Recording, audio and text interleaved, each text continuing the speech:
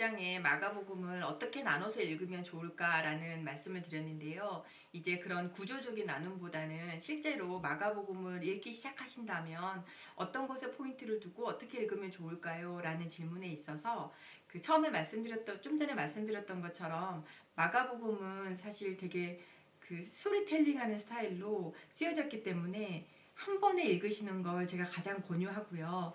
마가복음 자체가 실제로 쓰여진 어휘나 또 문법적인 것들을 살펴보면 문어체가 아니라 구어체로 쓰여졌다는 것을 볼 수 있습니다. 그래서 이야기 전개가 아주 역동성 있게 전개되고 있기 때문에 한 번에 또 통으로 많은 장들을 한꺼번에 읽는 것을 제가 권유하고요. 제가 긴박하고 역동성 있게 쓰여졌다고 이런 말씀을 자꾸 드리게 되는데, 실제 마가복음에 보면 가장 많이 나오는 단어 중에 하나가 곧 혹은 즉시라는 말입니다. 이 말이 얼만큼 많이 나오냐면 마가복음 상반부에만 한 40번 이상의 곧, 즉시 이런 말들이 나와서 예수님이 그 다음 사역으로 끊임없이 움직이시고 있는 부분들이 마가복음에서 기록되어 있고요. 그 단어들을 사실 이렇게 좀 더 신경을 쓰시면서 보게 되시면 금방 눈에 띄게 되실 거예요. 얼마나 빨리 마가가 이야기의 스토리의 흐름을 진행하고자 하는지에 대한 것들을 우리가 생각하고 읽으셔도 좋을 것 같습니다. 마가복음이 가장 짧은 복음서이긴 한데요. 짧다고 해서 마가가 스토리를 기록하고 또 예수님의 가르침이나 사건을 기록하는 방식이 절대 간결하진 않습니다. 실제로 마가복음을 읽어보시면 간결하게 스토리를 진행한다기보다는 조금 더 중복되는 표현도 많이 쓰는 편이고요. 공관복음상에서 마태복음이나 누가복음, 마가복음의 셋 다 복음서에 기록된 사건들을 옆으로 펴시고 같이 비교하면서 읽으시다 보면 사실 마가복음의 똑같은 이야기에 대한 기록이 훨씬 더 길다는 걸 저희가 볼 수 있습니다. 마가가 많이 저희에게 되게 좀 짧은 디테일한 정보들을 많이 주고 있는데요. 예를 들면 마가복음에서 보면 예수님이 파도를 잠잠케 하시고 모든 제자들과 함께 배에 탔을 때 그때 큰 파도가 있는데 모든 3복음서 마가복음과 누가복음과 마태복음이 모두 다 예수님이 배에서 주무시고 계셨고 또 큰 파도가 일어서 거의 제자들이 죽게 되었다고 표현하고 있는데요. 그때 마가복음에서는 예수님이 배에 베개를 베고 주무셨다라고 기록되어 있어요. 왜 이 베개란 표현을 썼는지는 참 저희가 다 알 수는 없지만 이럴 만큼 마가는 아주 조그만 자세한 작은 디테일들을 표현하고 있다는 걸 알 수 있습니다. 또 한 가지는요. 이것도 모든 사복음서에 기록되어 있는 사건인데요. 예수님께서 배가 고팠던 무리들을 먹이시는 사건입니다. 마가복음을 읽어보시면요. 예수님이 4,000명의 무리들을 먹이실 때 제자들에게 무리들을 푸른 잔디 위에 그룹별로 앉게 하라고 말씀하셨는데, 마가복음에만 잔디가 그 당시에 푸르렀다는 사실을 기록하고 있습니다. 잔디가 푸르렀다는 게 여러분이 사시는 장소에 따라서 별다른 의미가 없을 수도 있겠지만, 특별히 이스라엘에서는 또 예수님이 사역하셨던 갈릴리 지역에서는 잔디는 1년 중에 특별한 시간에만 푸르렀기 때문에 예수님이 무리를 먹이셨던 사건이 언제 일어났었는지, 1년 중에 어떤 시기에 일어났었는지에 대한 사실 되게 디테일한 정보를 두고 있어서 마가복음과 다른 복음서를 비교해서 읽어보실 때 마가복음에서만 발견할 수 있는 이런 재밌는 조그만한 디테일들이 살아 있습니다. 마가복음을 제가 이제 통으로 쭉 읽으시다 보면 이런 사건들이 보이실 거예요. 자꾸 반복해서 예수님이 병든 자를 고치시고 또 기적을 행하신 이후에 이것을 나가서 아무에게도 말하지 말라고 끊임없이 말하는 사건들에 대해서 저희가 듣게 돼요. 왜 예수님이 이렇게까지 이걸 다 비밀리에 붙이려고 했을까라고 많은 학자들이 사실 질문도 하고 고민도 했을 만큼 왜 마가복음에서는 예수님께서 끊임없이 나가서 아무에게도 이 사실을 말하지 말라라고 이야기하셨을까라는 질문들을 많이 하게 되는데요. 마가복음의 후반부 마지막부 마가복음 16장에 가게 되면 부활하신 예수님을 이제 기록하는 장면이 16장에 나오는데요.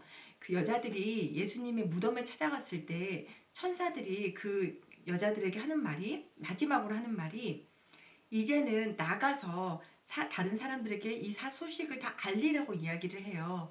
그래서 마가복음을 쭉 같이 읽다 보면 처음에는 끊임없이 예수님께서 이걸 전하지 말라, 알리지 말라라고 하시는데 마지막에 드디어 천사들이 이제 예수님이 부활하셨다는 사실을 모든 사람에게 알리라라고 하는데 마가복음은 아이러니하게도 여자들이 무서워 아무에게도 아무 말도 하지 않았더라라고 끝나고 있습니다.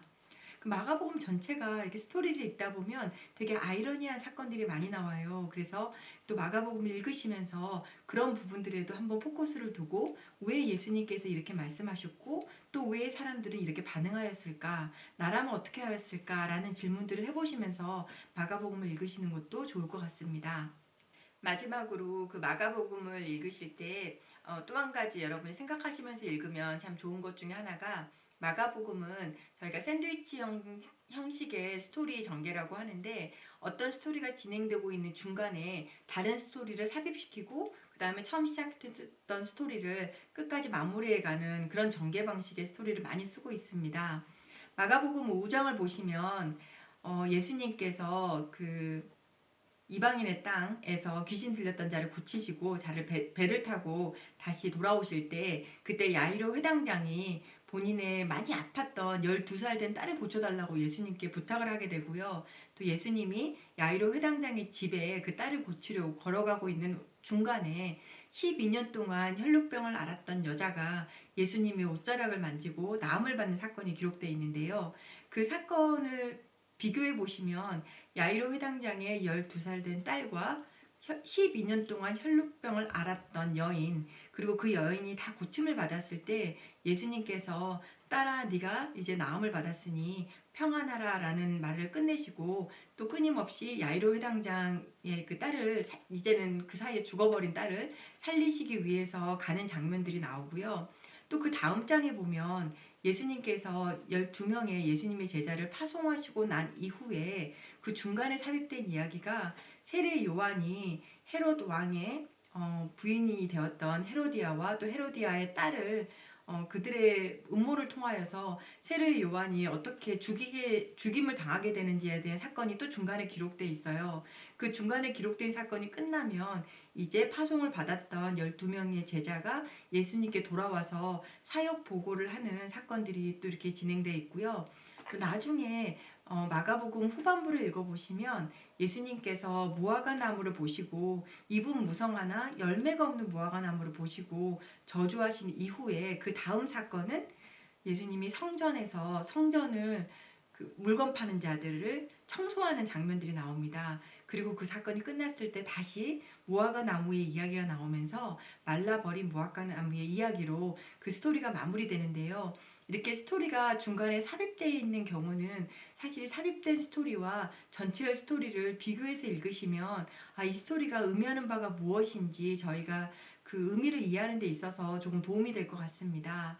그 세례 요한의 그 죽임을 받는 사건에 대해서 좀 전에 말씀드렸던 것처럼 제자들이 사실 파송을 받고 또 성공 뒤에 그 사역을 마무리하고 돌아오긴 했지만 중간에 무고한 세례 요한이 정말 부당하게 죽임을 당하는 걸 보면서 혹 나중에 있을 그 제자들이 사역을 했을 때 당할 수 있는 환난과 어려움에 대한 고난에 대한 그것들을 미리 암시하고 있지는 않은지에 대한 생각을 해보는 것도 좋을 것 같고요.